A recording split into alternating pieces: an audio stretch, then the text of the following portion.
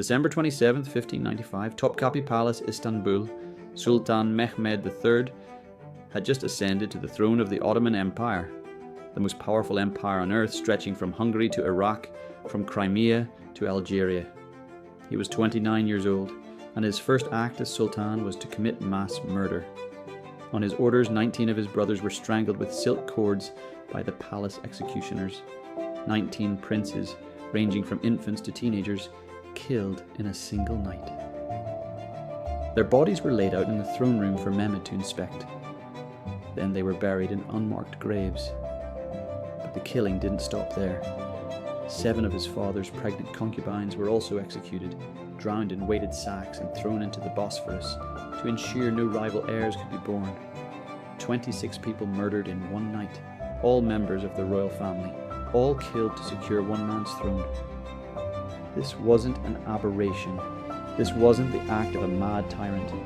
This was Ottoman law. For over 300 years, every new Ottoman Sultan began his reign by executing his brothers.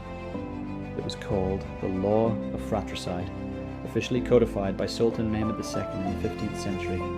The law was brutally simple. Whichever of my sons inherits the Sultanate, it is appropriate for him to kill his brothers to ensure the order of the world. Most scholars have approved this. Let them therefore act accordingly. Kill your brothers, all of them, or risk civil war that could destroy the empire. It was the most ruthless succession system in history, and it sustained the longest lasting Islamic empire the world has ever seen. This is the story of the Ottoman Sultans. 600 years of absolute power built on blood, 36 sultans who ruled an empire spanning 3 continents, a dynasty where brothers murdered brothers, sons imprisoned fathers, and power was the only law that mattered. From nomadic warriors to emperors of the Islamic world, from conquering Constantinople to being called the sick man of Europe, from the height of civilization to catastrophic collapse. This is the Ottoman Sultans, 600 years of power and fratricide. The Ottoman Empire began with a dream, the year 1300. Anatolia, modern-day Turkey, was a patchwork of small Turkish kingdoms and principalities, all competing for territory and power. The region had been dominated by the Seljuk Turks for centuries, but their empire was collapsing under pressure from the Mongols to the east and the Byzantines to the west. Into this chaos stepped a man named Osman. He was the leader of a small Turkish tribe, controlling just a few villages near the Byzantine frontier. Osman was nobody special, just one of dozens of minor chieftains trying to survive in a violent, unstable region. But according to legend, Osman had a dream that would change history. He dreamed he saw a great tree growing from his chest. The tree's branches spread across the entire world, shading continents. Its roots drank from rivers representing the Nile, the Tigris, the Euphrates, and the Danube.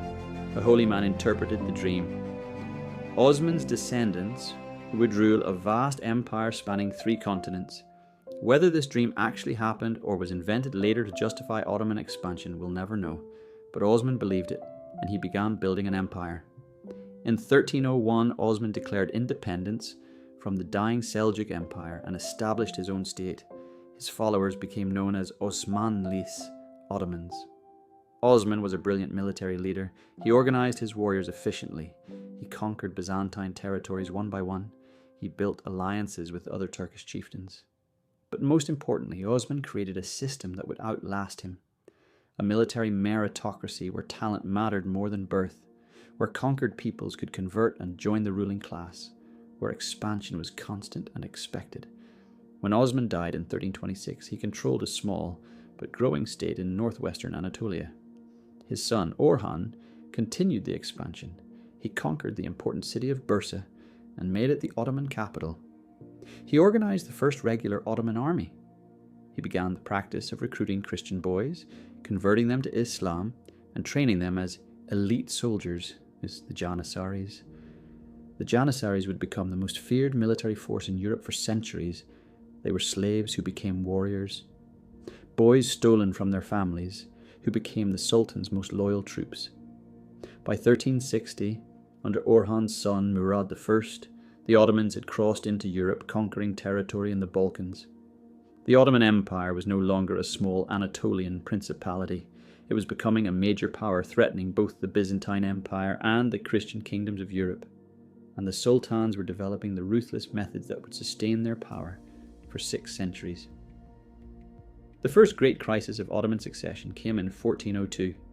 Sultan Bayezid I, called Bayezid the Thunderbolt for his military speed, had expanded the empire dramatically. He had conquered most of Anatolia and large parts of the Balkans. He had laid siege to Constantinople itself. The Ottoman Empire seemed unstoppable. But then disaster struck. In 1402, at the Battle of Ankara, Bayezid's army was crushed by the Mongol conqueror Timur Tamerlane. Bayezid was captured on the battlefield. According to legend, Timur kept him in a cage and displayed him like an animal. Whether this is true or propaganda, Bayezid died in captivity within a year. The empire collapsed into civil war. Bayezid's 4 sons fought each other for the throne in a brutal conflict called the Ottoman Interregnum. For 11 years, from 1402 to 1413, the Ottoman Empire tore itself apart. Brothers killed brothers. Armies clashed. Territories were lost. Finally, one of Bayezid's sons, Mehmed I, emerged victorious. He had killed or exiled all his brothers and reunited the empire. But the civil war had taught the Ottomans a terrible lesson. Divided succession meant disaster. Multiple princes competing for the throne meant civil war. Civil war meant the empire could be destroyed. The solution was simple and horrifying. Only one prince should survive to rule. All others must die.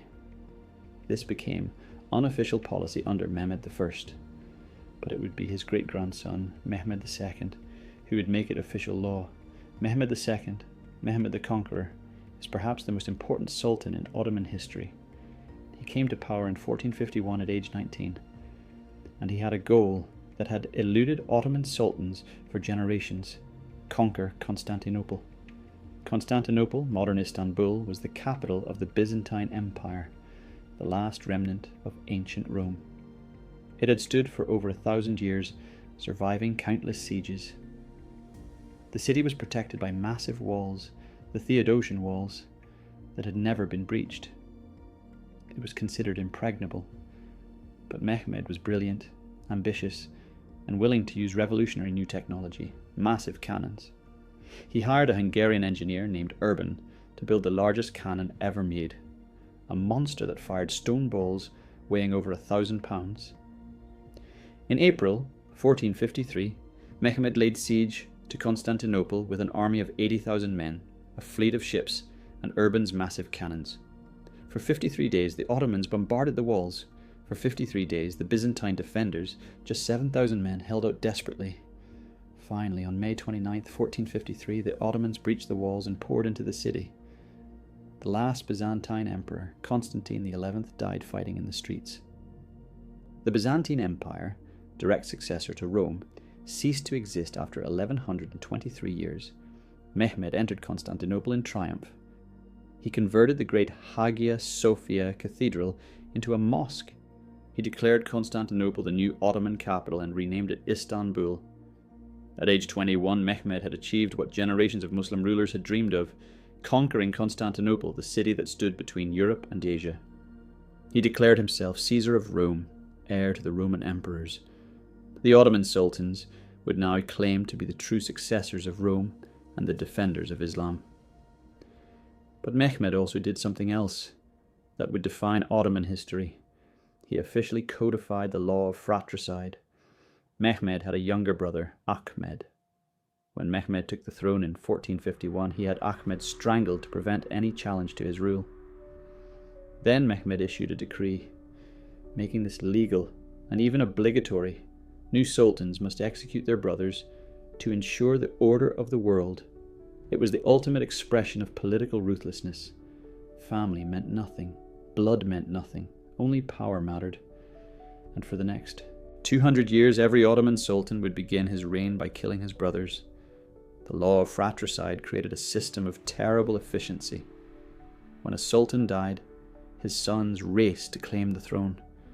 Whoever reached Istanbul first and secured the loyalty of the Janissaries and the army would become sultan. The new sultan would immediately order the execution of all his brothers, sometimes dozens of princes. The executions were carried out by the palace executioners, elite mutes who served the sultan. They would strangle the princes with silk cords or bowstrings, a method considered more dignified than beheading. The princes' bodies would be displayed briefly, then buried. Their mothers, the sultan's concubines, would be sent away from the palace, often to distant provinces, removed from power forever. This system was brutal, but it worked. There were no civil wars over succession for 2 centuries, no competing princes raising armies, no fractured empire, just swift, ruthless transition of power from one sultan to the next, lubricated by the blood of brothers. The most extreme case was Mehmed III in 1595, who killed 19 brothers in one night. But he was hardly unique. Murad III had 19 sons executed when he took power. Mehmed III killed 19. Murad IV killed his brothers to secure succession. Generation after generation, the throne of the Ottoman Empire was stained with fraternal blood. European observers were horrified. They wrote accounts of Ottoman barbarism and cruelty. Christian propaganda depicted the Ottomans as bloodthirsty monsters, but Ottoman officials defended the practice. Better to kill a few princes than to have civil war that could kill thousands and destroy the empire. It was cold logic, terrible but effective. At the height of Ottoman power in the 16th century, the empire was the most formidable state on earth. Under Suleiman the Magnificent, who ruled from 1520 to 1566, the Ottoman Empire reached its greatest extent. Suleiman controlled southeastern Europe, including modern Hungary, Romania, and the Balkans. He controlled Anatolia, the Levant, Egypt, and North Africa. He controlled Mesopotamia and the Arabian Peninsula. His empire stretched from the gates of Vienna to the Persian Gulf, from Crimea to Yemen. 20 million people lived under Ottoman rule. The Ottoman military was the most advanced in the world. The Ottoman navy controlled the Mediterranean. Istanbul was the largest and richest city in Europe, with a population of over 500,000. It was a cosmopolitan centre where Muslims, Christians, and Jews lived and traded together. The Topkapi Palace, where the sultans lived, was a vast complex of buildings, gardens, and courtyards. It housed the sultan, his harem of hundreds of women, thousands of servants and officials, and the entire machinery of imperial government. The sultan lived in luxury beyond imagination. He wore robes of silk and gold. He ate from jeweled plates. He controlled a treasury filled with gold, silver, and precious stones looted from conquered territories. But the sultan was also a prisoner of his own power. By the 16th century, Ottoman sultans rarely left the palace grounds. They were surrounded by elaborate protocol and ritual. They were separated from their subjects by layers of officials and bureaucrats. The sultan was absolute ruler of 20 million people. But he was also isolated, paranoid, and dependent on a vast system of administrators, generals, and advisors who actually ran the empire. And increasingly, the real power behind the throne wasn't the sultan at all. It was the women of the harem. The Ottoman harem was unlike anything in Western history. It wasn't simply the sultan's wives and concubines. It was a complex political institution that produced heirs, educated princes, and wielded enormous informal power. The harem was housed in a separate section of Topkapi Palace, guarded by black eunuchs. No man except the sultan and his young sons could enter. Inside lived hundreds of women, the sultan's mother called the Valide Sultan, who was often the most powerful person in the empire after the sultan himself, the sultan's wives and concubines, his daughters and sisters, female slaves who served them. The most important woman was always the Valide Sultan, the sultan's mother. When a new sultan took the throne, his mother became the power behind the throne. She advised her son on policy. She controlled access to him. She arranged marriages and political alliances. Some Valide sultans were more powerful than their sons. They essentially ruled the empire while the sultan was a figurehead. The most famous was Hurrem Sultan, known in Europe as Roxolana, the wife of Suleiman the Magnificent. Hurrem was captured as a slave from Ukraine. She was beautiful, intelligent, and ruthlessly ambitious. She became Suleiman's favourite concubine, then convinced him to marry her, unprecedented for a slave. Then she manipulated Suleiman into executing his eldest son and designated heir, Mustafa, who was popular with the army but stood in the way of Hurrem's own sons inheriting the throne. Suleiman had his son, Mustafa, strangled on false charges of treason. The army was horrified, but Hurrem had secured the succession for her own sons. When Suleiman died, Hurrem's son Selim became sultan. He was an alcoholic and incompetent, but he was sultan because his mother had engineered it. This pattern repeated throughout Ottoman history. Mothers manipulating their sons, concubines scheming for power, women who officially had no authority wielding enormous influence through their relationships with the sultan. The harem wasn't just about sex, it was about power, politics, and dynasty. But by the late 16th century, the Ottoman system was beginning to show cracks. The Law of Fratricide was producing weak sultans, princes who knew they might be executed at any moment, grew up paranoid, isolated, and often incompetent. Sultans who came to power by murdering their brothers were often traumatized by the experience. Some became cruel and unstable. Others became withdrawn and ineffective. And the practice was becoming increasingly controversial even within the empire. Religious scholars began questioning whether the Law of Fratricide was truly Islamic. The Quran forbade murder. How could Muslim rulers openly endorse killing their own brothers? In 1596, just 1 year after Mehmed III killed his 19 brothers, the practice was officially ended, not because it was immoral, but because there were no more brothers to kill. Instead, a new system was adopted, the Kafes, or cage. Rather than killing rival princes, they would be imprisoned in a section of Topkapi Palace called the cage. They would live there their entire lives, surrounded by mutes and sterile concubines who couldn't bear children. They could never leave, never rule, never threaten the Sultan, but they would live. This seemed more humane, but it created new problems. Princes who grew up in the cage, imprisoned since childhood, often became mentally unstable. When they eventually inherited the throne, sometimes after decades of imprisonment, they were unprepared to rule. Some sultans who came from the cage were literally insane. They had spent their entire adult lives locked in a few rooms with no education, no experience, and no understanding of the world outside. The empire was increasingly ruled by incompetent sultans, manipulated by their mothers and advisors, while the actual machinery of government was run by bureaucrats and generals.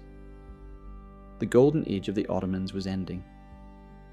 The 17th century brought crisis after crisis to the Ottoman Empire. Military defeats became more common. The Ottomans lost wars to Austria, Poland, and Russia. Territory was lost.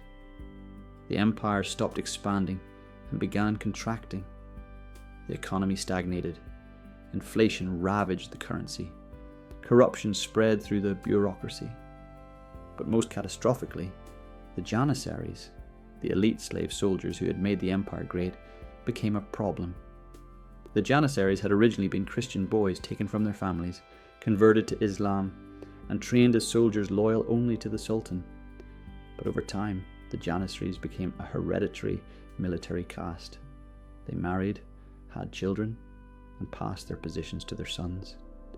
They became a powerful political force that could make or break sultans. In 1622, the Janissaries did something unprecedented. They deposed a sultan. Sultan Osman II tried to reform the Janissary corps, reducing their power and privileges. The Janissaries responded by storming the palace, deposing Osman, and installing his mentally unstable uncle, Mustafa I, as sultan. Then they murdered Osman, the first time a sultan had been killed by his own troops. This opened the floodgates. From 1622 onward, sultans ruled at the pleasure of the Janissaries. If the army was unhappy, they would rebel, depose the sultan, and install a new one. The sultans were no longer absolute rulers. They were puppets of the military. Throughout the 17th and 18th centuries, sultans were deposed regularly. Some ruled for decades, others lasted just months before being overthrown. The once mighty Ottoman Empire was becoming dysfunctional. One sultan who tried to fix this was Mehmed II, who came to power in 1808. Mehmed recognized that the Janissaries were the problem. They had become a conservative, reactionary force preventing all reform. They opposed modernization because it threatened their privileges. For 18 years, Mehmed carefully planned. He built a new, modern army, trained in European tactics. He cultivated loyalty among different military factions. He waited for the right moment. In 1826, that moment came. The Janissaries rebelled against another reform attempt. They overturned their cooking pots, a traditional sign of revolt, and marched on the palace. Mehmed was ready. He declared the Janissaries traitors to Islam. He ordered his new army and the Istanbul garrison to surround the Janissary barracks. Then he ordered artillery to fire into the barracks. Thousands of Janissaries were killed in the bombardment. Survivors who fled were hunted down and executed. In a single day, the Janissary core, which had existed for 500 years, was completely destroyed. Mehmed killed 4,000 Janissaries in Istanbul alone. Thousands more were executed across the empire over the following months. It was called the Auspicious Incident, a name that sanitized the massacre of an entire military institution. But it worked. The Janissaries were gone. Mehmed could finally implement reforms without military interference. He modernized the army along European lines. He reformed the bureaucracy. He tried to drag the Ottoman Empire into the 19th century, but it was too little, too late. The empire was already too far behind Europe. The 19th century was a story of slow collapse for the Ottomans. Territory was lost constantly. Greece won independence in 1830. Egypt became effectively independent under Muhammad Ali. The Balkans erupted in nationalist rebellions. European powers called the Ottoman Empire the sick man of Europe, a dying empire kept alive only because European powers couldn't agree on how to divide it. The Ottomans were forced to borrow money from European banks to stay afloat. Ottoman debt spiraled out of control. By the 1870s, the empire was effectively bankrupt. In 1876, European creditors took control of Ottoman finances. The empire that once threatened Vienna was now economically colonized by European banks. But the sultans still clung to absolute power. Sultan Abdul Hamid II, who ruled from 1876 to 1909, was one of the most paranoid and repressive sultans in history. He created an extensive spy network that reported on everyone, including his own officials. He censored newspapers, banned political parties, and crushed any hint of dissent. He survived multiple assassination attempts. He trusted almost no one.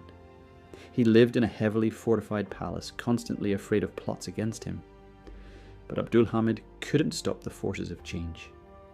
By the early 1900s, reform movements were demanding constitutional government, democracy, and an end to absolute monarchy. In 1908, a group of military officers called the Young Turks launched a revolution. They forced Abdul Hamid to restore the constitution and parliament. 1 year later, in 1909, they deposed him entirely. Abdul Hamid was imprisoned in Topkapi Palace, the same palace where his ancestors had executed brothers and ruled an empire.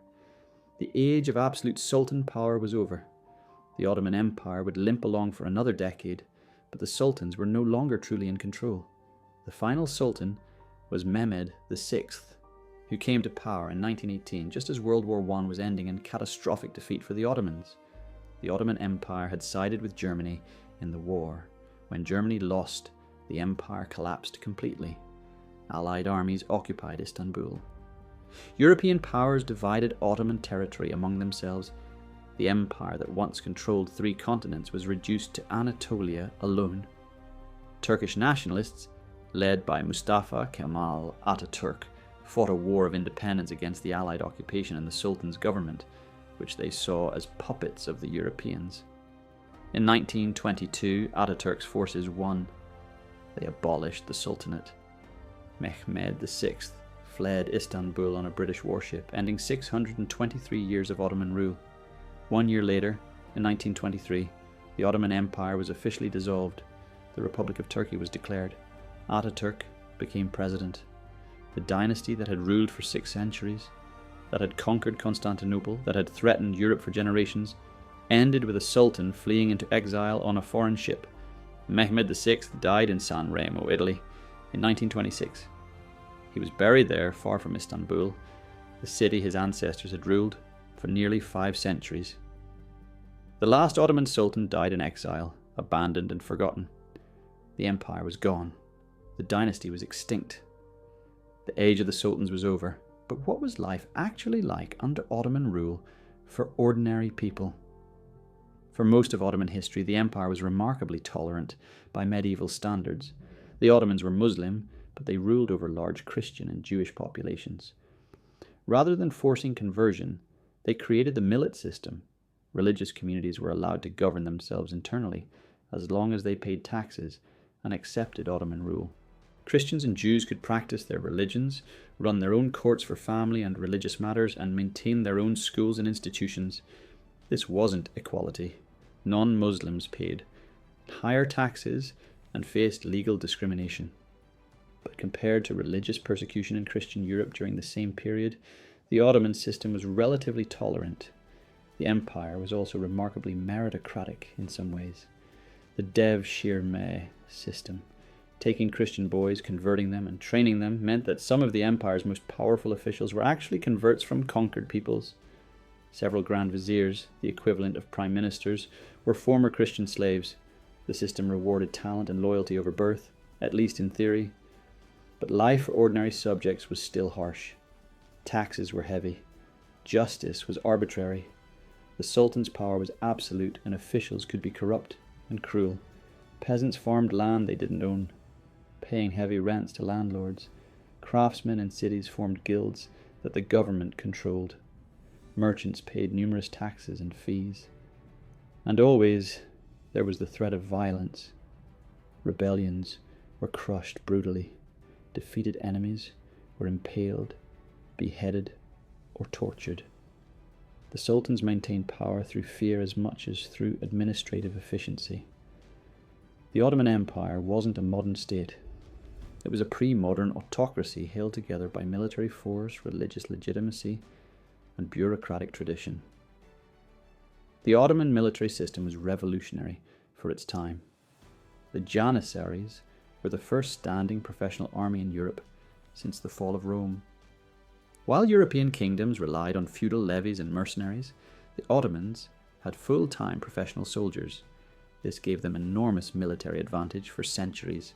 Ottoman armies could mobilize quickly, were well trained, and were equipped with the latest weapons.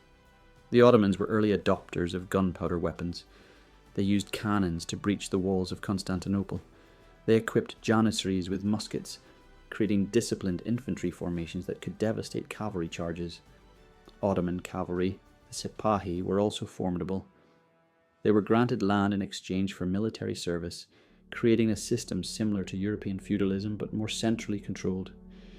The Ottoman navy dominated the Mediterranean for centuries. Ottoman admirals like Barbarossa terrorized European coastlines and won crucial naval battles. But by the 18th century, European militaries had caught up and then surpassed the Ottomans. European armies adopted Ottoman innovations and then improved on them. European firearms became superior. European military organization became more efficient. The Ottomans, meanwhile, were stuck with the Janissaries, an institution that had become corrupt, resistant to change, and militarily obsolete. When Mehmed II finally destroyed the Janissaries in 1826 and created a modern army, it was too late. The empire had already fallen too far behind. The military system that had made the Ottomans great eventually contributed to their decline. Ottoman architecture and art left a lasting legacy that still defines Istanbul today. The great mosques built by Ottoman sultans, Suleimaniye Mosque, the Blue Mosque, the converted Hagia Sophia, are architectural masterpieces that blend Byzantine, Persian, and Islamic traditions. Ottoman architects like Mimar Sinan created buildings that were engineering marvels. Massive domes, slender minarets, intricate tilework, elegant calligraphy. Ottoman architecture was among the most sophisticated in the world. The interiors of Ottoman mosques and palaces featured elaborate decoration, Islamic tiles with floral patterns, carved wood, inlaid mother of pearl, painted ceilings, and geometric designs. Ottoman gardens, especially those in Topkapi Palace, combined water features, flowers, and pavilions to create spaces of beauty and tranquility. Ottoman miniature painting, calligraphy, and illuminated manuscripts were highly developed art forms. The sultans patronized artists, poets, and scholars, but Ottoman art was also conservative. Religious prohibitions against depicting human figures in religious contexts limited artistic development compared to Renaissance Europe. And as the empire declined, so did its cultural output. The golden age of Ottoman art and architecture was the 16th century. By the 19th century, Ottoman art was either imitating European styles or stagnating in traditional forms. Today, Istanbul is filled with Ottoman monuments. They're tourist attractions now, remnants of an empire that's been gone for a century. The Topkapi Palace is a museum. The great mosques still function, but as living history rather than symbols of current power. The Ottoman artistic legacy endures, but the empire that created it is history. The treatment of women in the Ottoman Empire was complex and varied over time and social class. Elite women, especially those in the imperial harem, could wield significant power indirectly. The Valide Sultan, as we've discussed, was often the second most powerful person in the empire. Some Haseki sultans, favourite wives or concubines of the sultan, also exercised considerable influence. Hürrem Sultan effectively co-ruled with Suleiman for years. But this power was always informal, exercised through relationships with men, and contingent on maintaining favour. Ordinary women had far less freedom or power. They were expected to be obedient to fathers and husbands, to manage households, and to bear children. Muslim women in cities often wore veils in public. Upper-class women were expected to remain secluded from unrelated men. The practice of purdah. But practices varied. In rural areas, women often worked alongside men in fields and had more freedom of movement. Among nomadic groups, women had different roles, and sometimes more autonomy. Women could own property and inherit. Islamic law guaranteed daughters a share of inheritance, though less than sons received. Divorce was possible, but difficult for women. Polygamy was legal. Men could have up to 4 wives, though in practice only wealthy men could afford multiple wives. By European standards of the time, Ottoman treatment of women wasn't necessarily worse. European women also faced severe restrictions and had limited rights until quite recently. But the Ottoman system was deeply patriarchal, with power concentrated in male hands and women's lives defined by their relationships to men. The end of the Ottoman Empire was traumatic for millions of people. When the empire collapsed after World War I, its territories were divided among European powers and new nationalist states. The Arab provinces, modern Syria, Iraq, Jordan, Lebanon, Palestine, were carved up between Britain and France as League of Nations mandates. The Balkans had already mostly broken away in the 19th century, forming new nations: Greece, Serbia, Bulgaria, Romania. Anatolia became the Republic of Turkey under Ataturk, who forcibly modernized and secularized the country. These borders, drawn by European diplomats with little regard for ethnic or religious divisions, created problems that persist today. Many modern Middle Eastern conflicts trace back to the arbitrary borders created when the Ottoman Empire was divided. The collapse also triggered massive population movements. Greek and Turkish populations were exchanged. Millions of people forced to leave homes their families had occupied for centuries. Armenian Christians in eastern Anatolia faced genocide during and after World War I. Estimates suggest 1 to 1.5 million Armenians died in massacres and death marches. The collapse of the Ottoman Empire was not a peaceful transition, but a violent rupture that caused immense suffering and created instabilities that echo through the 21st century. Today, the legacy of the Ottoman Empire is contested and complex. In Turkey, There's nostalgia for Ottoman glory mixed with a desire to be a modern, Western-oriented state. Turkish television produces popular dramas about Ottoman sultans, glorifying the empire's power and splendor. President Erdogan has sometimes invoked Ottoman imagery and suggested Turkey should play a leadership role in the Muslim world, comparable to its Ottoman past. But Ataturk's republic was explicitly built on rejecting the Ottoman system. The Sultanate was abolished. Islam was separated from the state. Turkey turned toward Europe, not toward imperial nostalgia. In former Ottoman territories, views are mixed. Some remember Ottoman rule as a golden age of order and prosperity. Others remember it as foreign oppression. In the Arab world, the Ottomans are sometimes seen as the last unified Islamic power before Western colonization, but they're also remembered as Turkish occupiers who suppressed Arab nationalism. In the Balkans, Ottoman rule is generally remembered negatively, centuries of foreign domination that hindered development. Historians debate the empire's legacy. Was it a relatively tolerant, multi-ethnic empire that preserved stability in a diverse region?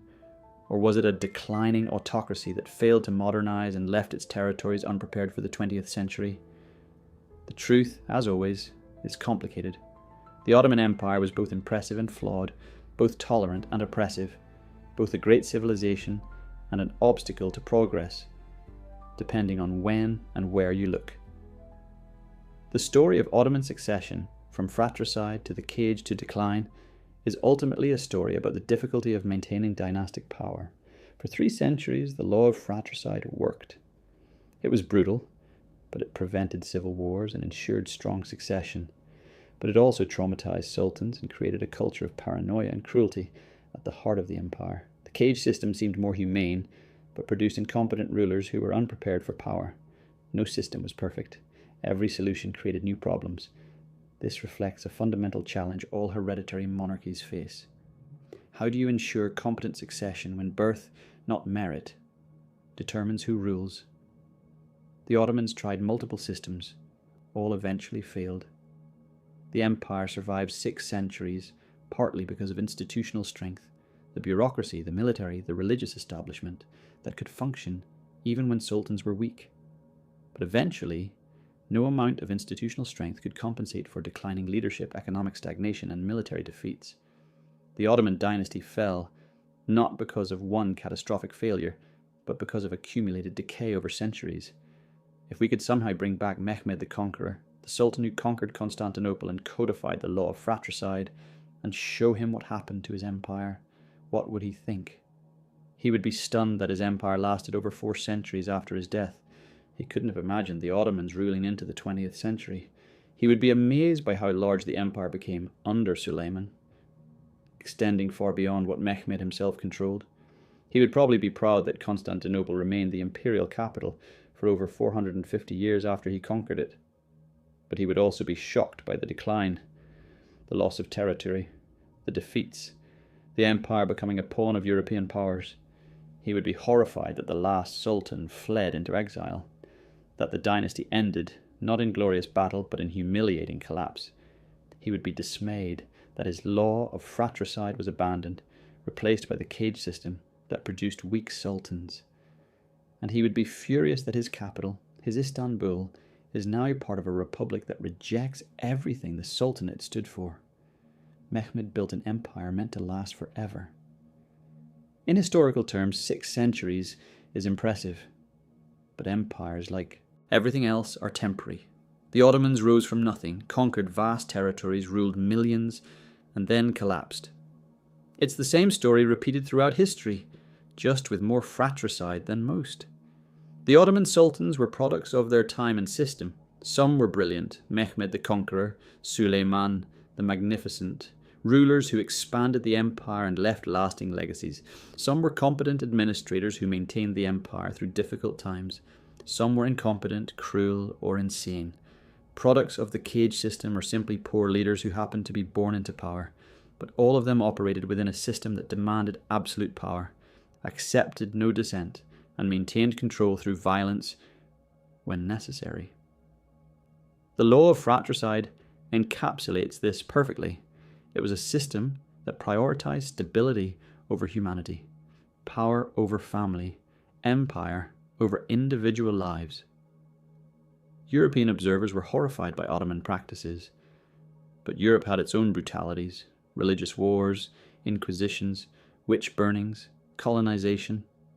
The Ottomans were no more brutal than their contemporaries. They were simply brutal in different, more systematic ways. And their brutality served a purpose. For centuries, it worked. The empire was stable, powerful, and expansive. Only when the system stopped working, when fratricide gave way to the cage, when military might declined, when the economy stagnated, did the empire begin its long collapse. The number of princes killed under the law of fratricide is staggering. Mehmed II killed one brother. His son Bayezid killed one brother and multiple nephews. Selim I killed 2 brothers and multiple nephews. Suleiman the Magnificent, despite his reputation for wisdom and justice, had his eldest son Mustafa strangled and allowed another son, Bayezid, to be executed along with his 5 sons, Suleiman's own grandsons. Selim II killed his brother. Murad III executed 5 brothers when he took power, then later killed another 19 brothers who were born after he became sultan. Mehmed III's massacre of 19 brothers in one night was the worst single incident, but far from unique. In total, over 2 centuries of the law of fratricide, well over 100 Ottoman princes were executed by their brothers. These weren't criminals or traitors. They were simply born into the wrong family at the wrong time. Their only crime was being potential rivals to their brother's throne. The system treated royal princes as expendable. They were bred to be potential heirs, then killed when they weren't chosen. It was dynasticism taken to its most ruthlessly logical conclusion. The harem system produced its own tragedies and intrigues. Hundreds of women lived in the harem, but only a few would ever bear the sultan's children. Most lived their entire lives in gilded captivity, serving the sultan's family, but never having families of their own. The women competed viciously for the sultan's attention. A woman who bore a son gained status and protection. Her son might become sultan, making her the Valid Sultan, the most powerful woman in the empire. But if her son didn't become sultan, she could be sent away when a new sultan took power. Or worse, if the new sultan saw her son as a threat, both could be killed. Mothers schemed to promote their sons over other princes. Concubines plotted against rivals. Alliances formed and shifted within the harem walls. And always the eunuchs watched. The black eunuchs who guarded the harem were often powerful figures themselves, serving as intermediaries between the sultan and his women, carrying messages, arranging meetings, reporting on intrigues. The chief black eunuch could wield significant influence, especially if he had the trust of the valide sultan. The harem was a world unto itself, a hidden place where power was exercised through whispers, where women who officially had no authority shaped the empire's destiny, where the fate of nations could turn on pillow talk. Western fantasies portrayed the harem as an exotic place of sensual pleasure. The reality was more complex, a mixture of luxury and captivity, privilege and powerlessness, occasional influence and constant vulnerability. Some individual sultans deserve closer examination because their stories illuminate broader patterns. Suleiman the Magnificent reigned for 46 years, the longest reign in Ottoman history. He expanded the empire to its greatest extent. He reformed Ottoman law, earning him the Turkish nickname Kanuni, the lawgiver. But his reign also marked the beginning of decline. His decision to execute his capable son Mustafa, manipulated by his wife Hurrem, meant his alcoholic son Selim inherited instead. This set a pattern of weaker sultans in subsequent generations. Selim II, Selim the Drunkard, was the first sultan who wasn't primarily a military leader. He delegated power to his grand viziers while he drank and enjoyed the pleasures of the palace. Under him, the empire won some battles but began showing signs of institutional decline. Ibrahim the Mad ruled from 1640 to 1648. He came to power after spending 22 years imprisoned in the cage. The experience had driven him insane. Ibrahim's reign was notorious for excess and madness. He reportedly drowned his entire harem of 280 women in the Bosphorus after one of them had an affair. He spent the treasury on absurd luxuries while the empire faced crises. Finally, the religious authorities issued a fatwa, religious ruling, declaring Ibrahim unfit to rule. He was deposed and strangled. It was the first time in Ottoman history that a sultan was deposed for madness rather than for political or military reasons. Ibrahim's reign showed what the cage system could produce: sultans who were technically legitimate but completely unqualified to rule. Mahmud II, who reigned from 1808 to 1839, was the last sultan to exercise real absolute power. He destroyed the Janissaries, reformed the military, and attempted to modernize the empire. But even his efforts couldn't stop the decline. He lost Greece, faced rebellions across the Balkans, and saw the empire become economically dependent on European powers. Mahmud tried to save the empire through reform, but the forces of nationalism, industrial revolution, and European imperialism were too strong. The religious dimension of Ottoman power was crucial to understanding the empire. The Sultan wasn't just a political ruler, he was also the Caliph, the leader of Sunni Islam, successor to the Prophet Muhammad, protector of the holy cities of Mecca and Medina.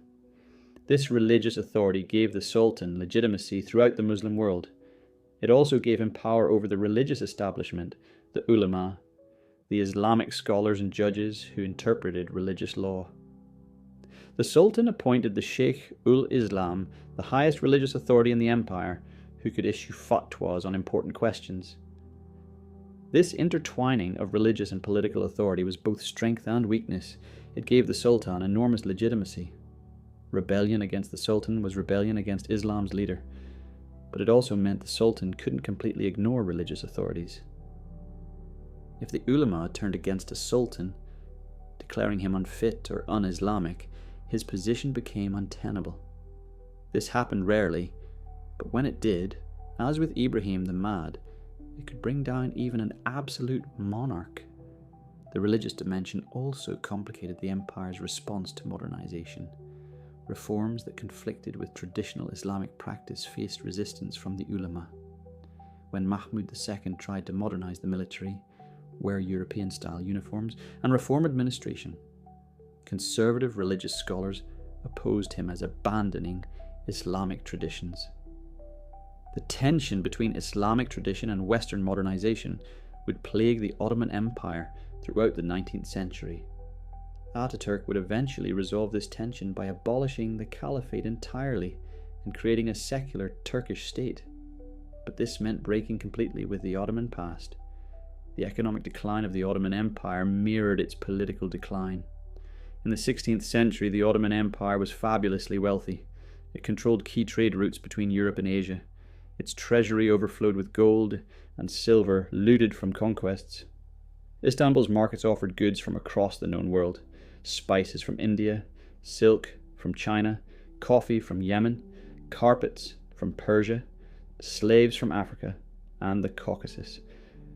But by the 18th century, the economy was stagnating.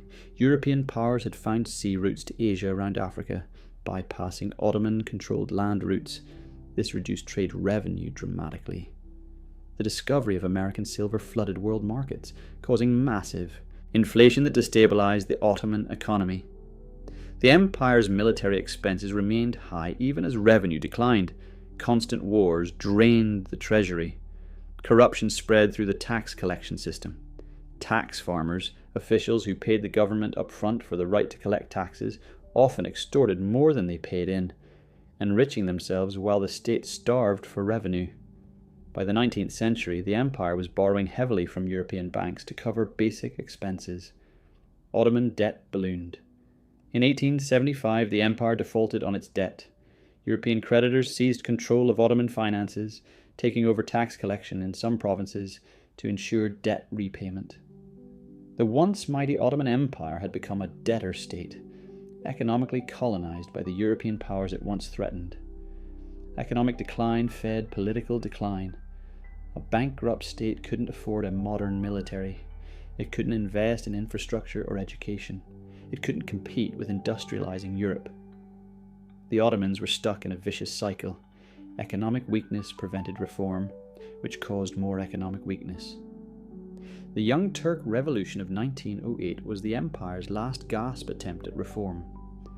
The Young Turks were military officers and intellectuals who wanted to modernize the empire, restore constitutional government, and prevent further territorial losses. They forced Sultan Abdul Hamid to restore the constitution and parliament that he had suspended decades earlier. For a brief moment it seemed the empire might transform into a constitutional monarchy. But the Young Turks quickly became as authoritarian as the sultans they opposed. They suppressed opposition, manipulated elections, and eventually established a military dictatorship. When World War I began in 1914, the Young Turk leadership made the catastrophic decision to side with Germany. They hoped a victorious war would restore lost territories and Ottoman prestige.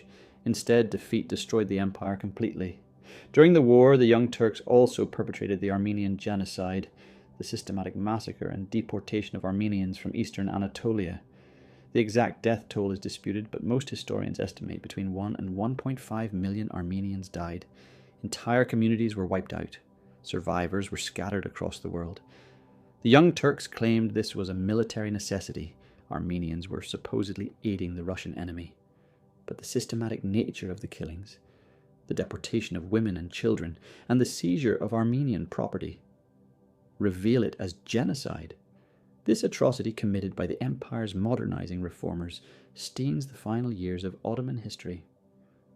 The empire that had once been relatively tolerant ended in genocide, collapse, and defeat. The last years of the Ottoman Empire were pathetic and sad. After World War I, Allied forces occupied Istanbul. British, French, and Italian troops patrolled the streets of the imperial capital. The Sultan, Mehmed VI, remained on his throne, but only as a puppet. The British controlled access to him. His decrees required Allied approval. Meanwhile, in Anatolia, Ataturk's nationalist forces were fighting to expel Allied occupiers and establish an independent Turkish state. The Istanbul government, loyal to the Sultan, opposed Ataturk. They declared him a rebel and sentenced him to death in absentia. But Ataturk kept winning battles. His forces defeated Greek armies that had invaded Anatolia with Allied backing. They forced the Italians and French to withdraw. By 1922, it was clear Ataturk would win. The Allies negotiated a new treaty, abandoning the harsh terms they had imposed in 1920. On November 1st, 1922, the Turkish Grand National Assembly, Ataturk's parliament in Ankara, voted to abolish the Sultanate. 623 years of Ottoman rule ended with a parliamentary vote. Mehmed VI, the last sultan, realized his life was in danger. On November 17th, he disguised himself and was smuggled out of Topkapi Palace by British soldiers. He was taken aboard the British warship HMS Malaya, which carried him to exile in Malta. The Sultan, who claimed descent from Osman, whose ancestors had conquered Constantinople and ruled an empire spanning 3 continents, fled his capital in disguise on a foreign ship. It was an ignominious end to a once mighty dynasty. After the Sultanate was abolished, the Ottomans briefly maintained the Caliphate, the religious leadership of Islam separate from political power. Abdulmajid, Mehmed VI's cousin, was named Caliph in 1922, but he had no political power, only religious authority. Ataturk tolerated this arrangement for just over a year. Then, on March 3, 1924, the Turkish Grand National Assembly abolished the Caliphate entirely. Abdul-Majid and all members of the Ottoman dynasty were exiled from Turkey. They were given a few hours to pack and leave. They could take personal belongings, but no wealth or property.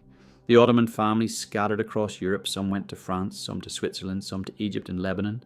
They lived as refugees, the descendants of sultans surviving on charity and small pensions. Some worked ordinary jobs. One prince drove a taxi in Paris. The Turkish government seized all Ottoman property, palaces, treasures, lands. The dynasty that had accumulated wealth for 6 centuries was left with nothing. For decades, no member of the Ottoman family could return to Turkey. It wasn't until 1974 that the ban was lifted. By then, most Ottomans had died in exile. Their children and grandchildren had never seen Turkey. They were foreigners in the land their ancestors had ruled. Today, there are still Ottoman descendants. They're scattered across the world, ordinary people carrying a once mighty name. They have no power, no wealth, no empire, just a complicated legacy and a famous surname. What lessons can we draw from 6 centuries of Ottoman history? First, that power built on violence tends to perpetuate violence. The Law of Fratricide created stability for 2 centuries, but it also brutalized the ruling family and created a culture of paranoia. Second, that all empires decline. The Ottomans survived longer than most, but they couldn't escape the patterns that doom all empires: overextension, economic stagnation, institutional ossification, inability to adapt to changing circumstances. Third, that hereditary succession is inherently problematic. No matter what system you use, fratricide, cages, primogeniture, birth is a poor way to select leaders. Fourth, that cultural and technological stagnation is deadly. The Ottomans started with military advantages but failed to continue innovating. When Europe surpassed them technologically, the empire couldn't catch up. Fifth, that economic power matters as much as military power. The Ottomans neglected economic development and eventually became bankrupt and dependent on European creditors. Sixth, that multi-ethnic empires face inherent challenges. The Ottomans managed diversity reasonably well for centuries, but rising nationalism in the 19th century tore the empire apart. And seventh, that reforms attempted too late rarely succeed. Mahmud and later reformers tried to modernize, but by the time they acted, the empire had already fallen too far behind. These lessons apply beyond the Ottomans. There are patterns we see in empires throughout history. From Rome to the British Empire, today Istanbul is a city caught between its Ottoman past and its modern Turkish present. The great mosques still dominate the skyline. Topkapi Palace is now a museum where tourists walk through rooms where sultans once wielded absolute power. The Bosphorus, where Ottoman fleets once sailed to war, now carries cargo ships and ferries. The city that was the centre of an empire is now just a city, albeit a historically important one. Turkish identity is complicated by the Ottoman legacy. Ataturk's republic was built on rejecting the Ottoman system, abolishing the Sultanate, secularizing society, adopting Western institutions. But many Turks are proud of Ottoman history. The empire was powerful and culturally sophisticated. It was the last great Islamic empire before Western domination. This tension between Ataturk's secular modernism and neo-Ottoman Islamic nostalgia defines Turkish politics today. Some want Turkey to be a modern, Western-oriented democracy, building on Ataturk's legacy. Others want Turkey to embrace its Ottoman and Islamic heritage, playing a leadership role in the Muslim world. This debate isn't just about history, it's about national identity, about what Turkey should be in the 21st century. The Ottoman Empire is gone, but its shadow still looms over Turkey and the entire region it once controlled. If we could somehow resurrect the Ottoman Empire's first sultan, Osman, the founder who died in 1326, and show him what his dynasty became, what would he see? He would be amazed that his small principality became an empire lasting 6 centuries. He would be stunned by the magnificence of Istanbul, the vast territories controlled, the millions of subjects ruled. He would probably be proud that his descendants conquered Constantinople, fulfilling centuries of Islamic dreams. But he would also be horrified by the fratricide. Osman came from a different era, when Turkish tribes had different customs. The systematic murder of brothers would shock him. He would be confused by the complexity of Ottoman government, the massive bureaucracy, the elaborate court rituals, the harem system. His world was simpler, more tribal, more personal. He would be saddened by the empire's end. To see his dynasty exiled, his capital ruled by a republic that rejects everything the Sultanate stood for, would be devastating. But perhaps he would also recognize that 6 centuries was a remarkable run, that his dream, literally, according to legend, had been fulfilled beyond anything he could have imagined. Osman built the foundation, his descendants built the empire, and eventually, history moved on. Nothing lasts forever, not empires, not dynasties, not even dreams. The Ottoman Sultans ruled for 623 years, from 1299 to 1922. From Osman to Mehmed VI, 36 sultans spanning 6 centuries. They built an empire that dominated the Eastern Mediterranean and the Middle East for generations. They conquered Constantinople and threatened Vienna. They controlled holy cities and trade routes. They ruled Christians, Muslims, and Jews. They commanded the most fearsome military in Europe for centuries. But they also built their empire on blood. Brothers murdered brothers. Princes were strangled with silk cords. Rivals were impaled or beheaded. Power was maintained through violence, fear, and absolute control. The Law of Fratricide encapsulates the Ottoman system perfectly. Ruthlessly practical, brutally efficient, morally horrifying. It worked for 2 centuries. Then it was abandoned for the cage, which produced weak sultans.